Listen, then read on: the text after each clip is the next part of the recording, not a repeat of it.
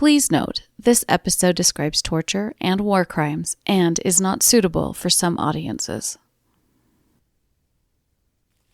4 22 and 24-year-old American POWs' search for firewood led them deeper into the jungled area. The sounds of 100 men chopping wood filled the air near the road where prairie and trees met. But those noises soon faded from the young men's consciousness as their searching unwittingly led them farther away from the main group. And soon, the river's flow washed out any signs of wood chopping. "Where's the wood chopping?" one of the men, Corporal Lee, said suddenly as he looked up from his collecting duties and realized he didn't hear the sound of chopping wood. Jordan, come here. Can you hear anything besides this river?" Private Jordan looked around, then shook his head. He didn't hear anything. Lee called to the other 2 men, who were closer to the road. "Benson, Wellman, can you see the other men? Are they lining up to march back to camp?" Private Benson and Jordan stepped a few feet closer to the road, straining their eyes to see around the trees and foliage. Jordan turned back to Lee. "I don't see nothing, Lee. None of them's there." "Damn," Lee muttered. All 4 knew what this meant. The POW work detail had gone back to camp with their Japanese guards. The 4 young men were left behind by mistake. The Japanese would be furious, more than furious. "What should we do?" Private Benson asked his comrades as he and Wellman moved closer to Lee and Jordan, who offered, "Let's hightail it back to camp. We can sneak into the work detail line before anyone finds out we're missing." "No way. You heard what they said when we first arrived at camp. Any attempt to escape means death," Lee reminded them. "But we weren't trying to escape. We just got ourselves separated from the group." "I don't think that will matter, Wellman," Benson replied. His head hung in dejection. Lee was looking down the river, noticing that it ran away from camp. An idea formed, and he spoke up. "Look, we're already out of the camp and away from the guards. Why don't we follow this river away from camp? Stay in the jungle, head for Manila." Wellman was skeptical and afraid. "If we're caught, then we'll say for certain we escaped." "Besides," Jordan added, "what do we know about jungle survival? We spent the entire war in a concrete box. What do you think, Benson?" "I think we're dead men if we go back to camp. We're already here. Following the river gives us at least a chance to live." The 4 young men looked at each other, fear, anxiety, and even a bit of excitement in their eyes. And soon, all 4 were following the sinuous river's course away from camp. It was a decision that would change their fate. This is Left Behind.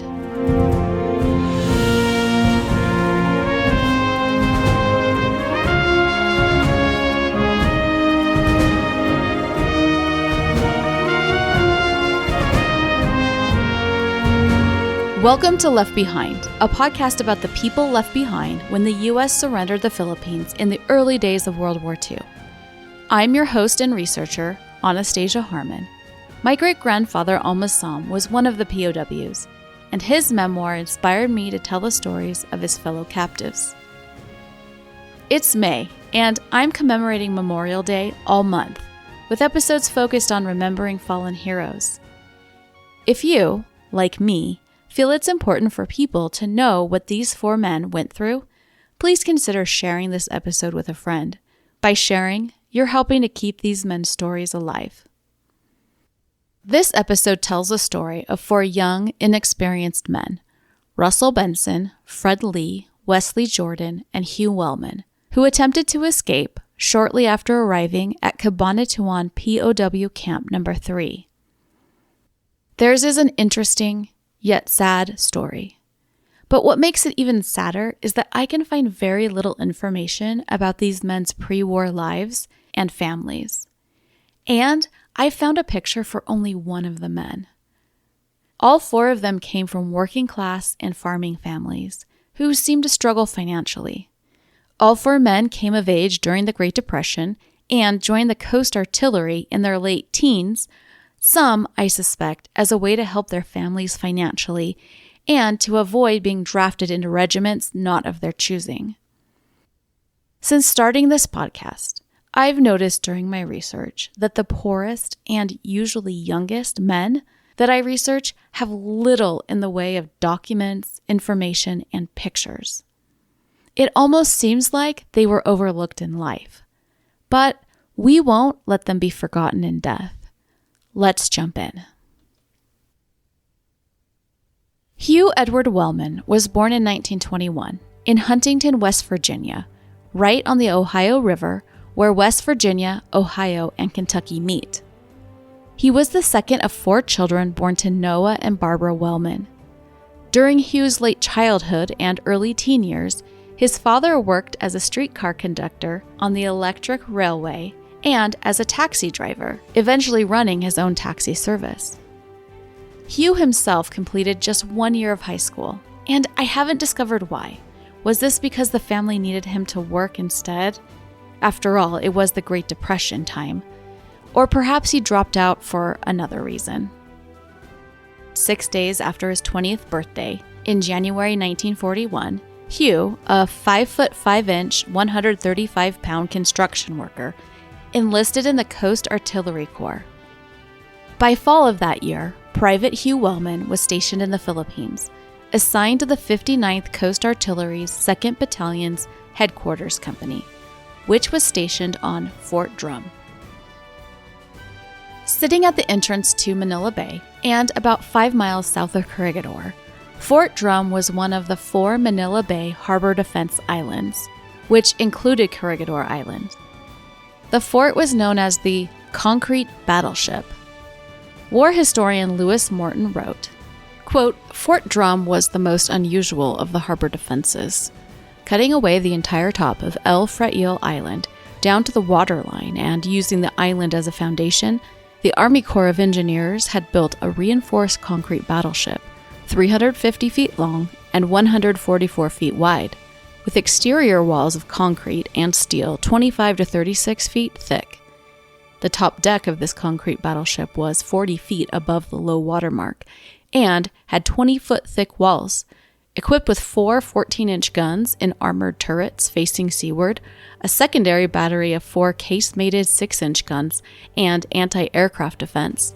The fort, with its 200-man garrison, was considered, even in 1941, impregnable to attack." While stationed on Fort Drum, Private Wellman would have met Private Russell Benson, who was also in the headquarters company. William Russell Benson was born in April 1921 in Washington State. His paternal grandfather immigrated to Minnesota from Norway, where he settled and started a family. Russell's parents, Helmer and Alice Benson, met in Alberta, Canada, where young Helmer was homesteading. The Benson family then moved to Washington State shortly before Russell was born. Russell grew up on the family's farm and attended only 3 years of high school. By the time he was 18, he'd moved to Los Angeles, California, where he worked as a coin machine operator. Then, in late September 1940, the 5'11" 19-year-old enlisted in the Coast Artillery and within weeks was on his way to the Philippine Islands.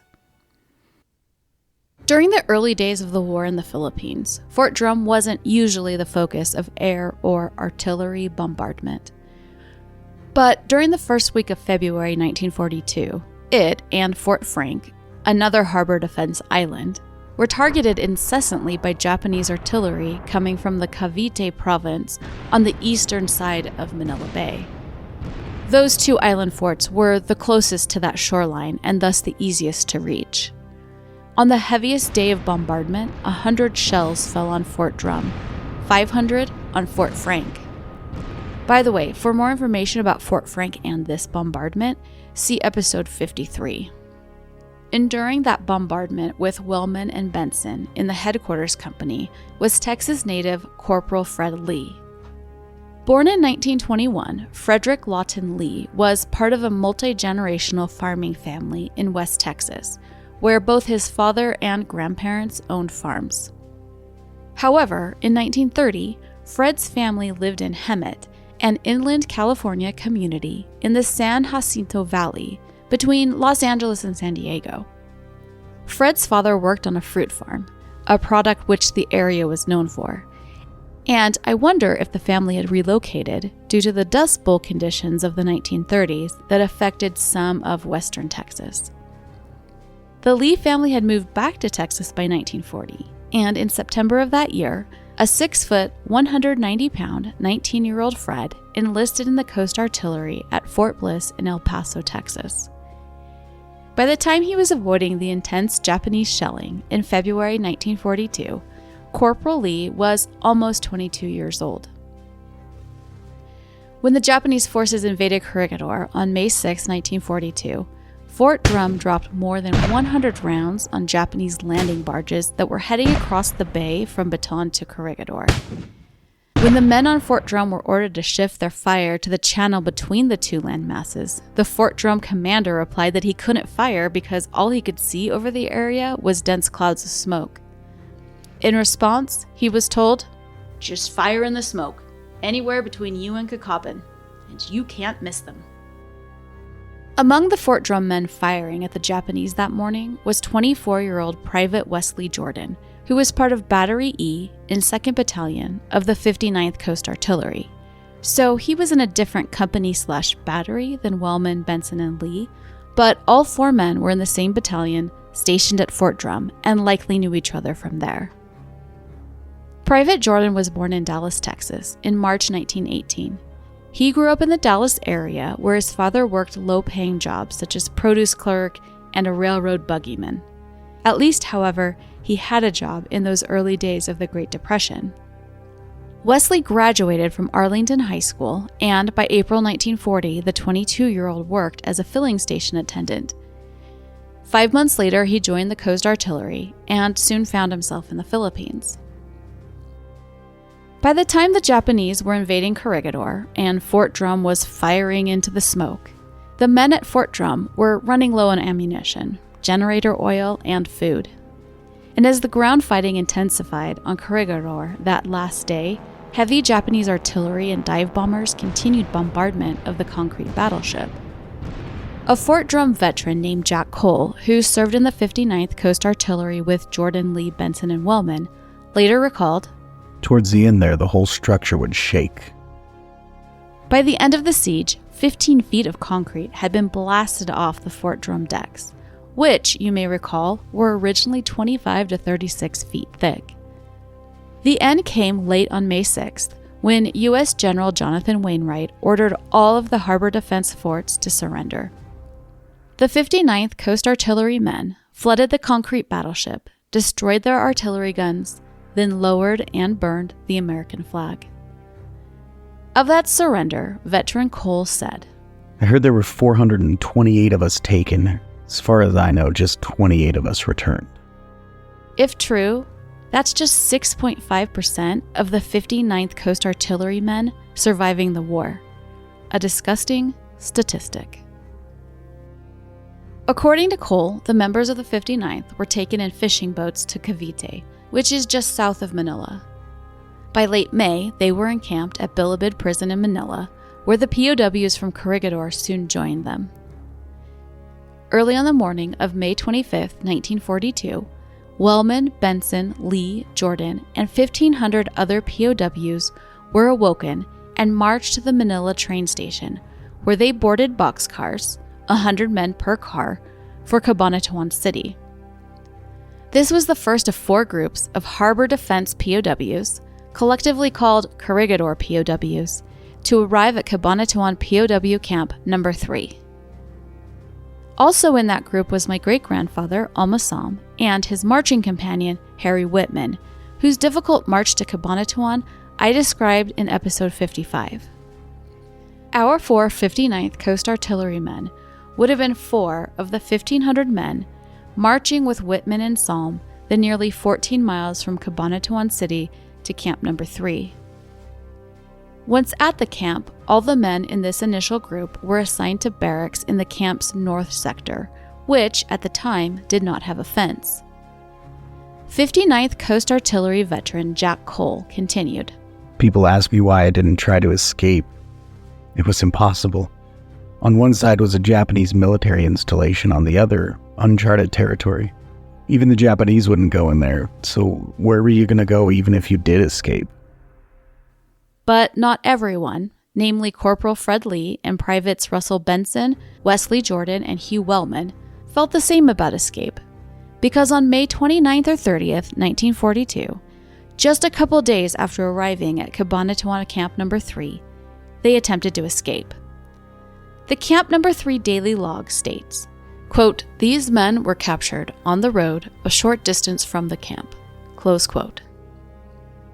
But, as is often the case, there are other versions of the story.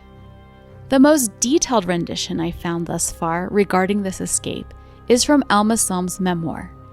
And I believe that the reason his version is so detailed is because he was in the same arrival and barracks group as these 4 young men.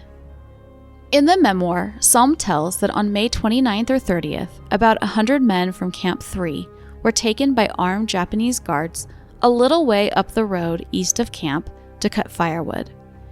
When the group returned a few hours later, they discovered that 4 young soldiers were missing. Salm wrote, "They were young and irresponsible, just youngsters, who had only joined the military service a short time before capture. They had wandered too far in the forested area where the detail was quite widely spread out. When they formed together and realized the column had left them, they became frightened.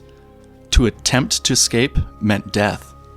Our men were fearful the Jap commander would consider their non-arrival with the column at Camp 3 as tantamount of their own volition. Their thoughts were varied. With the feel of freedom so strong in the human breast, a frantic urge tempted them to take advantage of this opportunity to actually escape. That decision was the signature to their death warrant. They proceeded to the river and followed its sinuous course for several kilometers in the direction of Manila. It wasn't long before they were in the custody of Jap patrols." The 4 men were returned to the camp around 8:30 that night. One account I read said that they returned in a crouched position, and I'm not exactly sure what that means. Within a half hour of their arrival, they were court-martialed and sentenced by the Japanese camp commander, Lieutenant Colonel Shigeji Mori. Lieutenant Colonel Mori was a Japanese Army veteran who had retired from active duty in 1928, but was recalled to duty in July 1941. He had been assigned commander of Camp No. 3 on either May 29th or 30th, 1942, which, you'll remember, is the same days that the men were reported to have escaped from camp. Salm continued that after Wellman, Benson, Lee, and Jordan were court-martialed, Each of these men was bound to the 4 posts which supported the thatched roof of the open-sided guard shack. A piece of 2x4 wood, about 3 feet long, was tied under their arms, which were placed behind them, as well as a similar piece behind their legs, just back of their knees at the joints. These lengths of wood were fastened in such a manner that neither of the men could stand erect or sit down. This necessitated their remaining in a crouched position. To do this for very long was painful, but it was more agonizing to stand upright or attempt to assume a squatting posture, because this put such pressure on the blood vessels that it shut off proper circulation of the blood to his limbs, and this after a short time caused excruciating pain. Most of the time, they were in great agony. They remained so all that rainy night, all the next day, all the following rainy night, and until about 4 o'clock in the afternoon of the 3rd day. They were scantily attired, half nude, without footwear or headgear, exposed to the rain and the blistering sun. The men courageously attempted to hold up their heads with fortitude during the long vigil. But eventually, even the stoutest-hearted among them, with their flesh punished so severely, and when half out of their minds, began to moan during the forenoon of the next day. They cried out to their tormentors, who sat only a few feet away, "God, shoot me. Do anything to stop this pain. Can't take it any longer. Oh, God." But they were wasted words. Some of the guards just looked at them with immobilized countenances, jabbering and grinning. We watched this from our barracks only 60 feet away. It was one of the most horrible sights I had ever seen. They had harmed no one, had not injured a guard, had plotted no revolt, and were unarmed. We had tasted some of the sadism of our Jap captors previously, but this compelled us to revise our estimates of the Jap to a new low. The lads suffered on and on. They were given no food or water. I stood watching them until I could bear it no longer. We cried in our hearts, but were powerless to do anything. I should note here that I found a slightly different version of this torture. A Navy seaman later reported, They were forced to straddle a large pole, their hands drawn down and tied underneath. They were kept there as the sun burned their exposed skin, mosquitoes and flies swarming everywhere. Again, I'm not sure what to make of the discrepancies. One thought is perhaps the 4 men were brought back to camp straddling the large pole with their hands tied underneath. You'll recall that one account said they were brought back to camp in a crouching position, so perhaps the seaman's description is that crouching position, but I don't know for certain. Around 4 p.m. on May 31st, Lieutenant Colonel Mori and a group of Japanese soldiers released Wellman, Lee, Benson, and Jordan. Salm and the other POWs thought the 4 young men had endured their punishment and would be sent back to their barracks, but they were wrong. At that time, the POWs didn't realize that the Japanese typically tortured people before executing them. The 4 young men, all just 22 to 24 years old, were escorted to the northeastern part of the camp.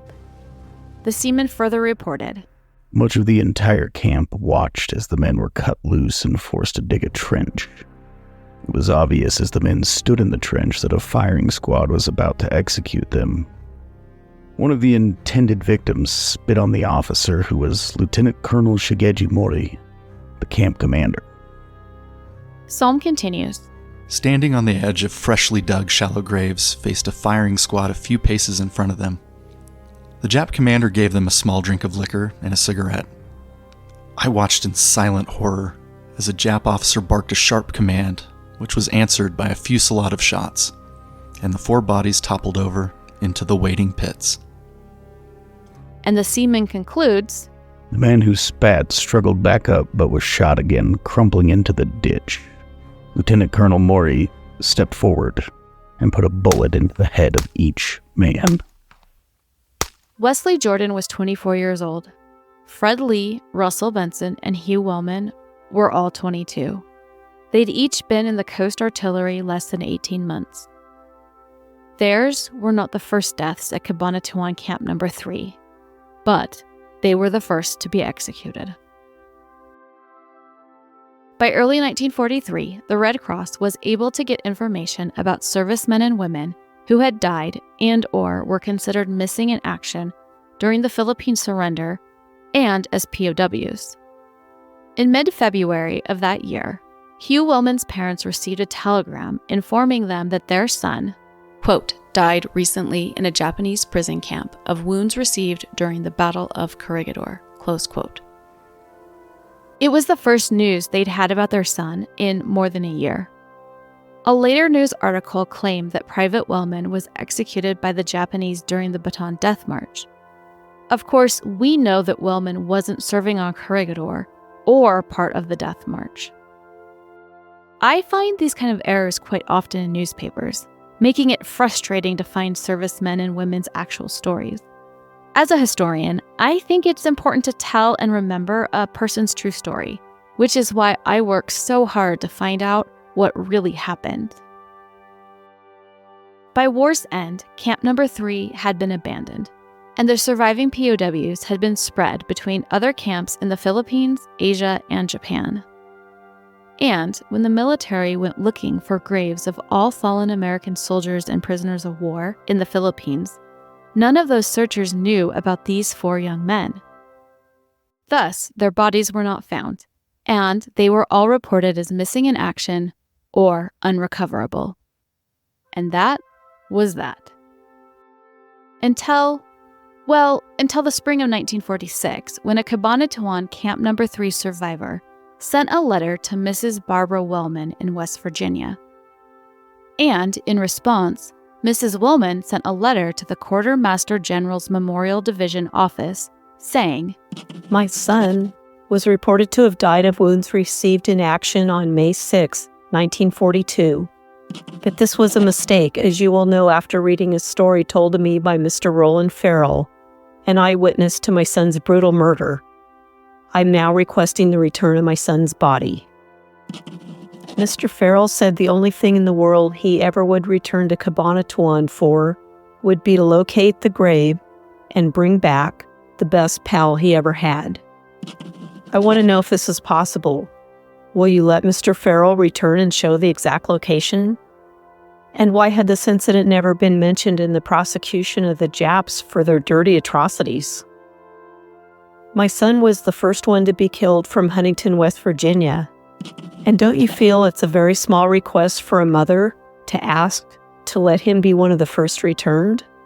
We will do anything that is possible to help return our son's body. Yours with respect, Mrs. Barbara Wellman. Mrs. Wellman apparently also sent Roland Farrell's letter, but sadly, I haven't been able to find it. The Quartermaster General's Memorial Division office did attempt to contact Mr. Farrell in fall 1946, but I can't find record of a response. In January 1948, nearly 2 years after her initial letter, Mrs. Barbara Wellman again wrote to the Quartermaster General's Memorial Division, inquiring about the status of her son's body.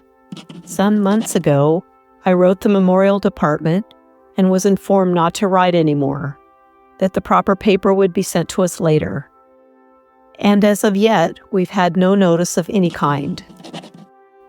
This mother's anguish screams so loudly from these pages.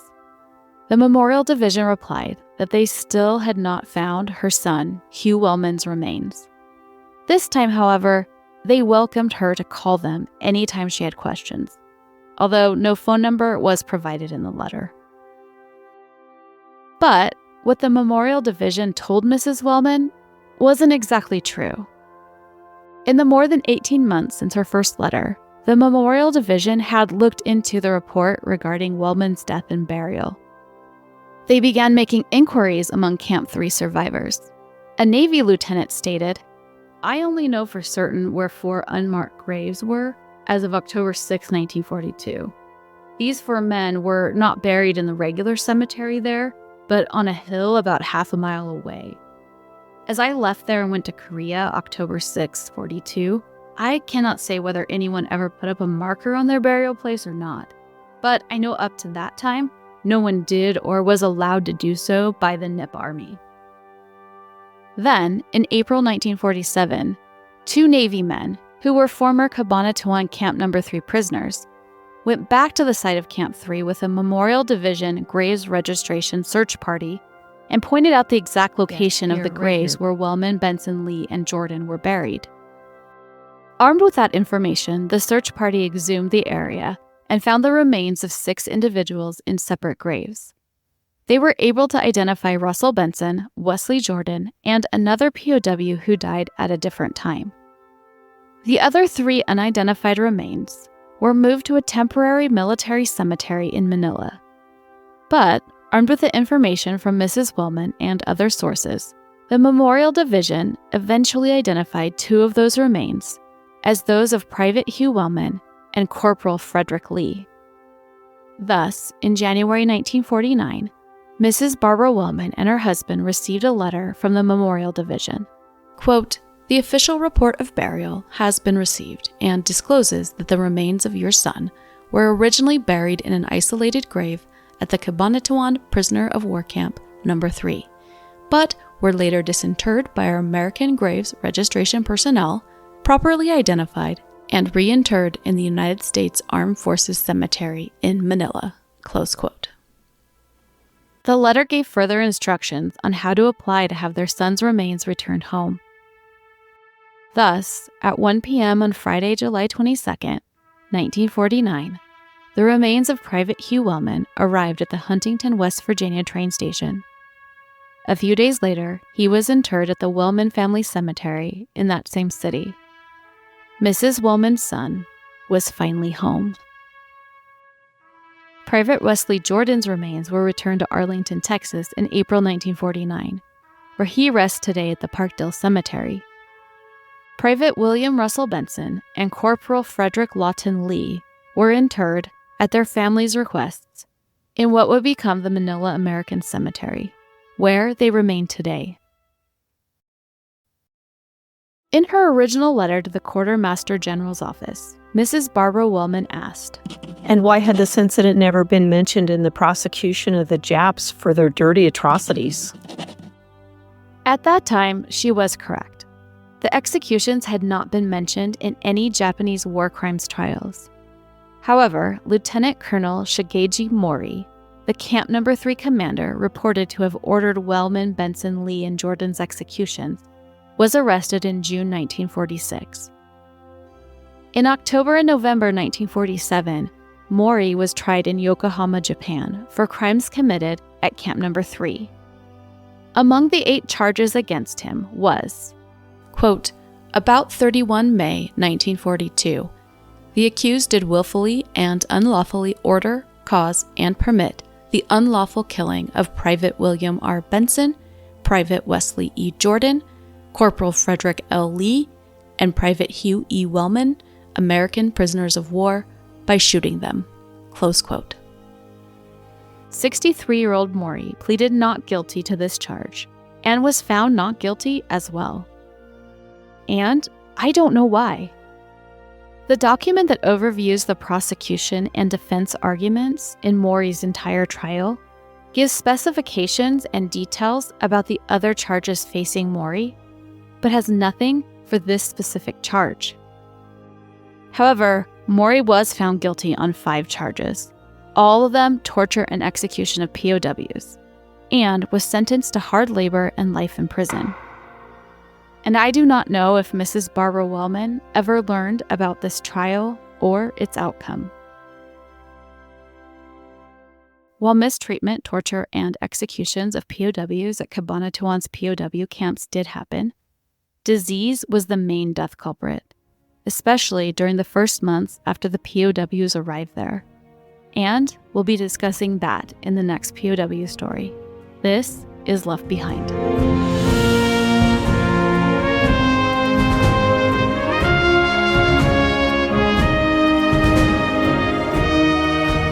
Thank you for listening. You can find pictures, maps, and sources about Wellman, Benson, Lee, and Jordan's story on the Left Behind Facebook page and website, and on Instagram at Left Behind Podcast. The links are all in the show description. If you enjoy this podcast, please leave a review wherever you listen to podcasts. Left Behind is researched, written, and produced by me, Anastasia Harmon. Voiceovers by Jake Herrenberg, Tyler Harmon, and Paul Sutherland. Special thanks to John Aiken for providing individual deceased personnel files for each of the executed men, which allowed me to tell their complete story. Dramatizations are based on historical research, although some creative liberty is taken with dialogue. And remember to subscribe to Left Behind, because next time I'm going to tell you all about the Ripley's Believe It or Not Man Without a Stomach.